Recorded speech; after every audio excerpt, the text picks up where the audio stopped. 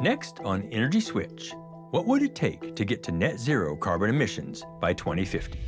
When we talk about getting to net zero by any date, we need to electrify as much stuff as possible. That's largely a technological solution. And then we need to get rid of all that's left. The recent McKinsey report put a price tag on net zero by 2050 of $275 trillion.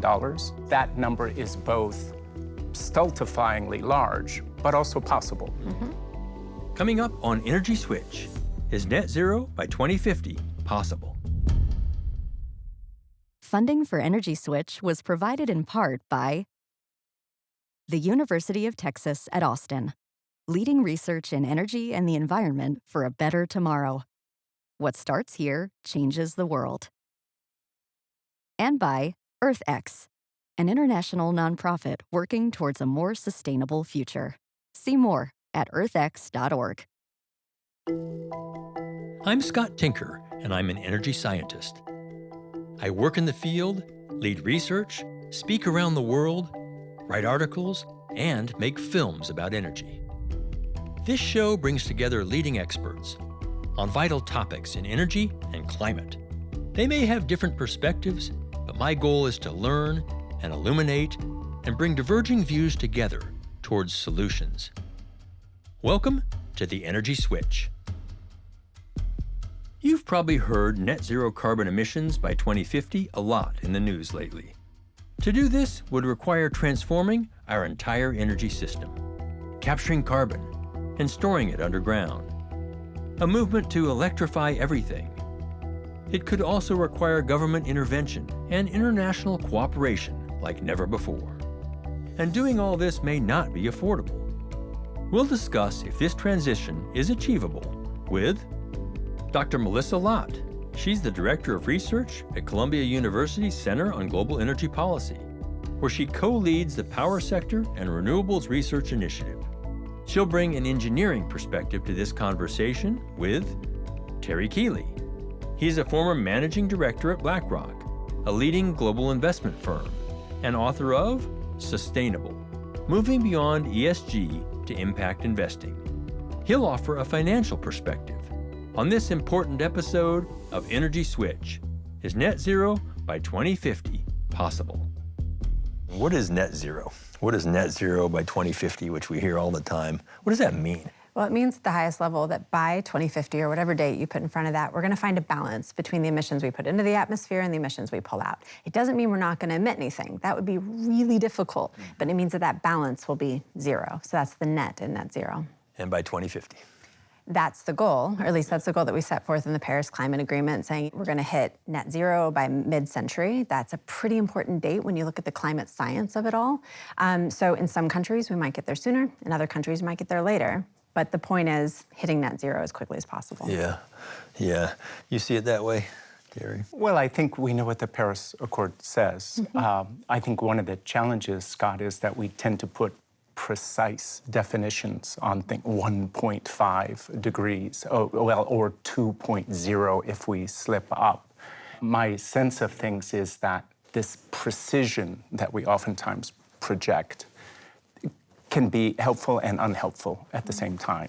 I agree with you. We can get lost in these numbers and we say, oh, is it 2.0? Is it 2.01? You know, what are the differences? We can get really fine on that. The point is to keep that change as low as possible. The higher we go in terms of the numbers, the more damage we see, the more health impacts we see. You know, in general, real high picture, there's technology, there's policy, there's investments that are required. What are the big things needed to try to get to that net zero by 2050? The recent McKinsey report put a price tag on this net zero by 2050 of $275 trillion. Trillion dollars. And part of what I'll share with you both is that number is both stultifyingly large, but also possible. Finance will not be what holds back the transition, would be an assertion that I would make. I think how people behave will be a much bigger part of whether or not the transition is possible. When we talk about getting to net zero by any date, whether it's while we're developing or while it's actually making a developed economy more efficient, we need to electrify as much stuff as possible. That's largely a technological solution. And then we need to get rid of all that's left. So that's decarbonizing all of our supply side, things that we can, and offsetting. And I don't mean just kind of the traditional definition of offset. I mean these technologies, direct air capture, other stuff, to get rid of the balance to get to that net zero. Yeah. Electrification is a big one. Yeah. And currently, we make it from pretty carbon-intensive sources globally. We do. So Yeah. when we say electrify, what does it mean? So two things. One, the answer is not electrify everything. It's electrify everything that makes sense to electrify. That is a ton of stuff. In our homes, it's probably all of our heating and cooling. It's probably all of our cooking. For personal vehicles, it's probably an electric vehicle. But for other things, we're still going to be using gaseous fuels, liquid fuels, other things that aren't electricity. But that electricity needs to come from a variety of technologies and sources. Otherwise, it becomes unaffordable or unreliable, or worst case, it becomes both of those things. Right. We don't want 100% nuclear. We don't want 100% fossil fuels or carbon capture, 100% solar, wind, et cetera. Like, none of these things are ideal and the lowest cost and most reliable system on their own. Every single one of them has trade-offs. Yep. The first bucket, if we want to get to an affordable, reliable electricity system, is variable renewables. Wind and solar are really cheap. When they're around, you want them. If you've got that resource, you want to use it. They're not always around. And I know we know the sun isn't always shining, the wind isn't always blowing, but I'm talking about multi-week periods in large parts of the world where the wind and sun are just poor. And when I say many parts of the world, I'm talking about Southern California, I'm talking about Germany, I'm talking about all around. Texas. Absolutely. The second bucket, I will say, is energy storage, and the third is firm dispatchable power. The third bucket is the one we haven't really leaned into in terms of policy yet. I think it's important that we agree on a couple of core things, and that is that we want our electricity to be as clean, affordable, and reliable as possible. Unfortunately, Vladimir Putin has reminded us that the reliability of one's own energy grid is dependent on geopolitical forces far more than we wish. And so we have a circumstance today where 30 countries are still building new coal-fired power plants. They are building those new coal-fired power plants not just because of cost, but because they know they have access to coal. There's a great article out there by Jason Bordoff, the director of our center, and Megan O'Sullivan at Harvard, that says when security and climate come into tension, security wins. Yeah, as it should. I mean, it's a far more proximate risk. So displacing coal as a source for electricity has to go through this geopolitical prism in addition to an economic prism. You started to talk about transportation. As I get bigger and bigger vehicles, it's harder and harder to move them on low-density fuels, batteries, because so much weight's there. EVs are a part of it. Are they the only part? You know, what do you see? Absolutely not. So one of the perfect examples of this density challenge, of course, is aviation. Like for short-haul flights, you could probably electrify some of that stuff. But after a point, you've got to lift to get off the ground. It's just what it is. So we've got to figure out something else. And this goes back to that we electrify everything that makes sense to electrify. I think what we're going to see in that is actually heavy-duty trucking doing kind of the opposite of what it does today, where a new truck comes on the road and it does the cross-country in the U.S. trips first, and then it starts doing just between a couple states as it gets older, you know, after 500,000 miles, and then it starts being a port truck, and that's where the least efficient trucks are. When we electrify heavy trucking, I think we're going to see them come into ports first, and then go from there. It'll be the opposite. Because if you're at a port, you can just charge right there. You can build out the good infrastructure. Fleets, really, basically. Interesting. But when you move into ships and planes, we're talking about different stuff. And in some cases, that'll be creating hybrids. I mean, that's what the Dreamliner airplanes are, right? Effectively, they're hybrid planes, so they electrified a lot of stuff in them.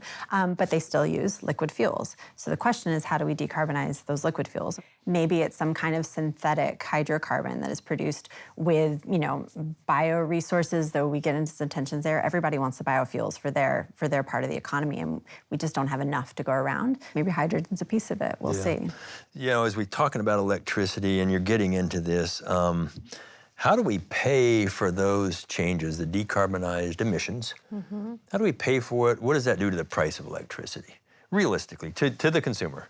So there's price and there's bills, right? And I think about both of them at the same time.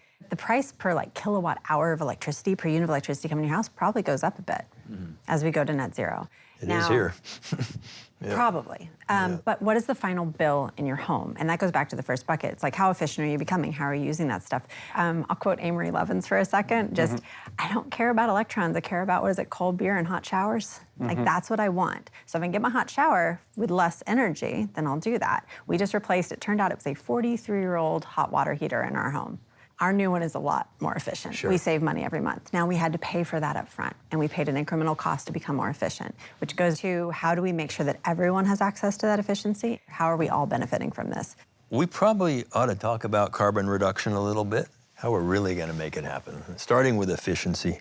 So, I mean, first, we're talking about efficiency. We're not talking about doing less. We're still doing all the things we want to do in our lives, improving our lives over time. We're just doing it using less energy. Energy efficiency is one of those, they call it the forgotten fuel, because we forget about it so often, but it's critically important. So if we design this building in the first place, or retrofit it, refurbish the whole thing so it uses less energy, it makes everything else easier. In particular, if we do that in a way that makes it so that our peak, the most energy we use at any instant in time during the year, is lower. That makes the entire system more reliable, cheaper. It just makes everything easier. How do you see efficiency playing out, Terry? There's about $250 trillion of investable capital in the world, which is extraordinary. The example I like to give is Bill Gates talks about 51 billion to zero. That's the amount of carbon dioxide in tons that's emitted every year in his calculation. And he started a group called Breakthrough Energy Ventures, which effectively promises early stage venture capital for any technology which may be able to reduce that 51 billion by 1%. That's going to cover farming, industrial challenges, smaller nuclear solutions. It's absolutely clear, I think, to anyone who's looked at this problem thoughtfully, that more nuclear needs to be in the mix. And if that can be done without building $6, $7, $8 billion plants, but rather smaller applications, that could be a very meaningful contribution. I like to come back to the Ford 150, the most popular truck in America. It has been electrified. That whole assembly line was actually reconfigured through the debt markets, through the green bond market. And effectively, what green bonds are is a financing vehicle where capital from mindful investors who very much want to have verifiable green outcomes from their investments are guaranteed certain outcomes. So Ford was able to raise $2.5 billion in a green bond. The entire retrofitting of that plant cost $1 billion. So to those who are looking for hope, which I think humanity needs, please know that the green bond market, there should be about $1 trillion in issuance this year. By 2025, it's projected to have $5 trillion of annual issuance. These numbers are meaningful. Right. They start adding up, and they will transform industry. That's interesting.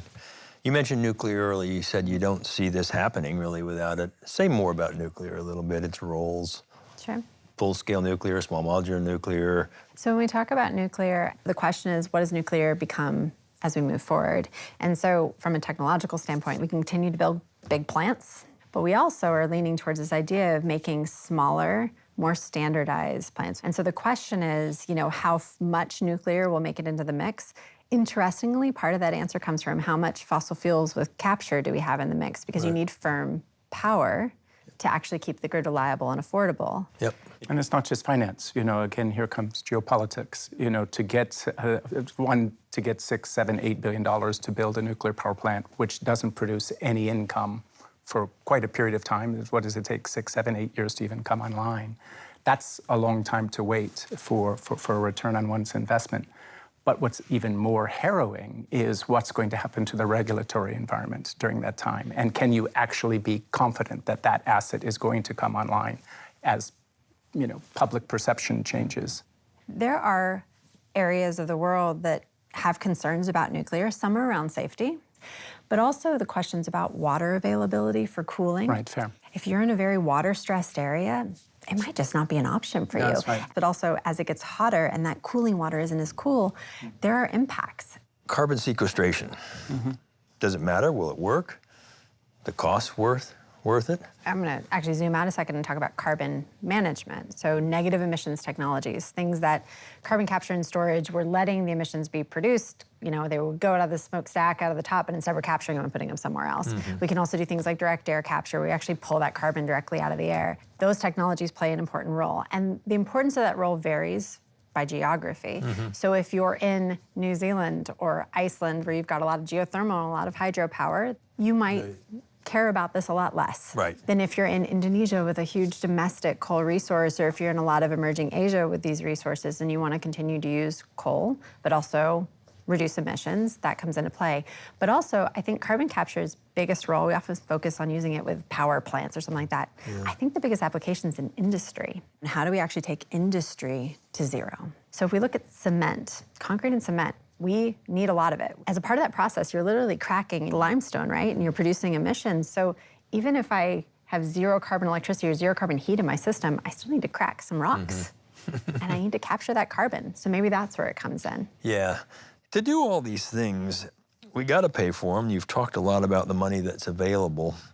There's been many discussions for a long time about how you price carbon. Is it a cap and trade system? Is it a direct tax? Are there other clever ways to do that?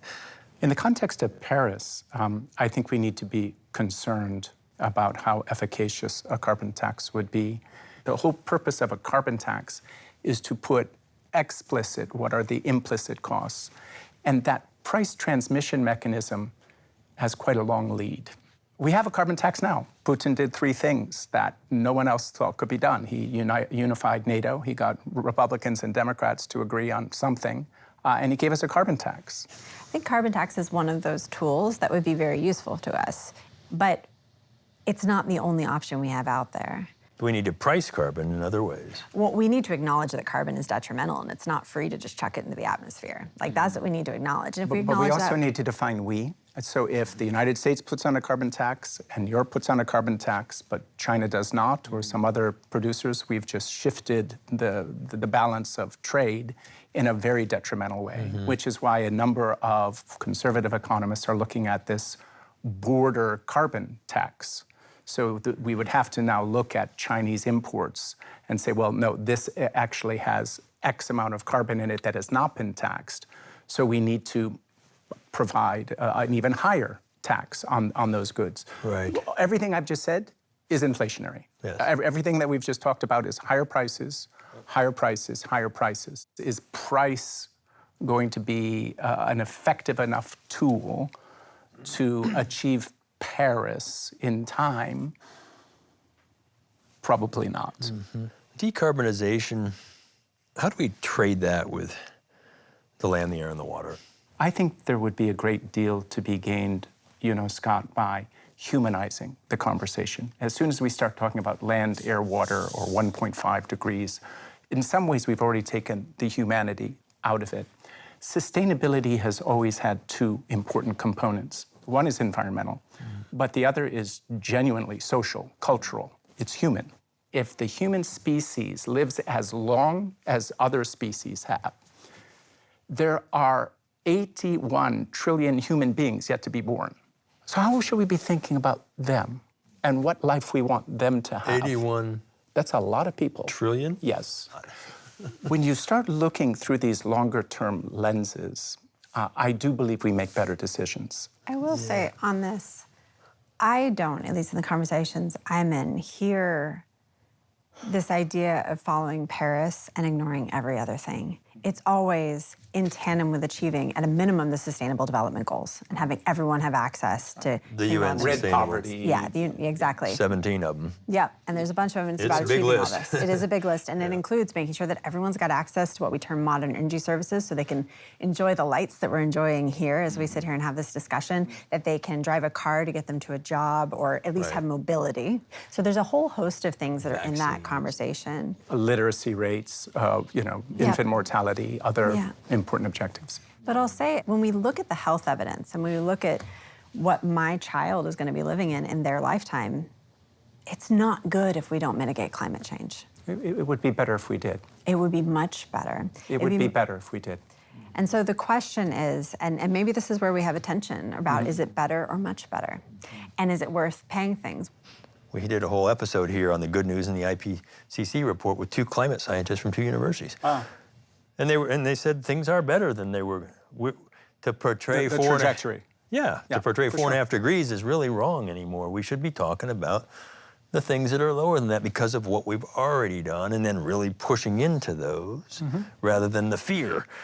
I guess I'm leading us into adaptation strategies and mitigation strategies, the cost of both and the cost of the damages. How do we balance this out? Well, I think there's some important points here, which is one, we're in a better trajectory, as in a healthier, more sustainable trajectory because of choices we've made and things we've done. And some of them have been direct, like climate policies. Some of them have been a bit less direct, like investing in technologies and innovation that has led us to having cheap options that just win in absence of climate policy. Cheap gas replacing coal helped. It absolutely did. When you look at the United States and why our emissions go down, that was a huge part of it. And that was many decades of investing in something that has resulted in this very nice co-benefit. Because I don't know that people, when they were investing in the initial technologies, were thinking this would be the outcome. We are at a point now where we already need to adapt to the climate that is already changing. I mean, we're going to adapt, and if it's anything below the numbers we're projected to go to now, we're going to be mitigating. So it's both of those things. Can emerging and developing nations afford this stuff? I mean, when it comes to emerging markets, where I am fairly optimistic about finding finances for new technologies, I'm less optimistic about the world finding the number is $1 trillion is needed a year to decarbonize the grids in emerging markets alone. That $1 trillion is approximately 50 times the amount that the World Bank lends every year. So the World Bank doesn't have the resources to lend. We're going to have to somehow reimagine a new type of global bank to provide that type of sovereign guarantees. Because if you don't have the ability to repatriate in your currency, at least your capital, you know, if all we're looking for is a return, we can deal with that. But losses? Right now, in particular, lending money to Pakistan, Sri Lanka, any number of Far Eastern countries is very fraught because China has been lending all sorts of money. And it's unclear who's going to get paid first.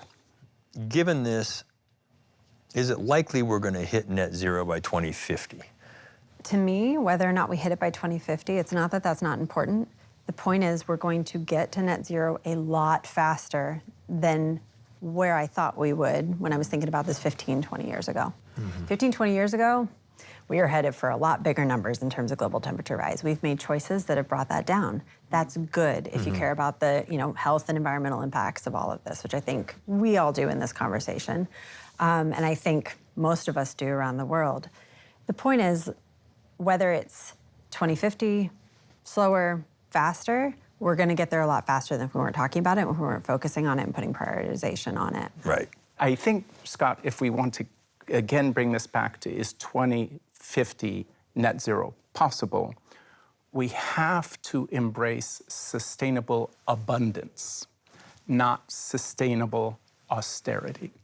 And I think that part of what I hope has come through today's session is that there are these win-wins. It's possible actually to find these investments, these opportunities, where those dual objectives, where we can actually promote inclusivity and sustainability along with growth, along with greater abundance. And how I think of it is we have so many people around the world who don't have access to the key differentiator between rich and healthy societies and sick, poor ones, which is access to modern energy services. What we do moving forward is we lean into that. We don't shy away from this tension between, okay, we need to get access so that people can live really healthy, wonderful, prosperous lives. So I think that's your abundance, if I'm hearing you right. And do it in a way that actually doesn't compromise that ability to live so comfortably and well. So minimize those trade-offs where we can. But we can't say, on one hand, having access is very good, but we're not going to give you funding to have access. We need to do all of these things together. So it's achieving climate goals while achieving sustainable development goals, while achieving other broader societal goals that are important to us.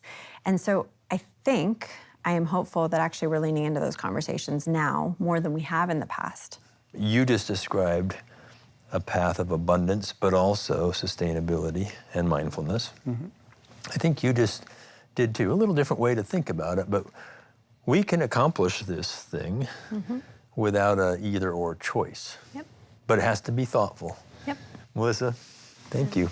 Thanks for having me on. Really great. have enjoyed this visit, I really enjoyed Terry. it. Hope it's okay. Hope it was worth the Thanks so carbon much. footprint that we put into it. Thanks so much. It's a good discussion. We heard that working toward net zero would require reducing carbon emissions in power generation, in industry, and in transportation, capturing carbon at these sources or directly from the air, then using or storing it underground, increasing electrification, changing fuel types, expanding hydrogen production. But it's worth remembering that much of this technology is experimental, and making this kind of transition could cost nearly $300 trillion. Terry and other leading financiers think this scale of investment is possible, at least in the developed world. In the developing world, where other social problems are more pressing, it will be more difficult. Both guests agreed we may not reach exactly net zero by exactly 2050, but they were optimistic that we're heading in a good direction.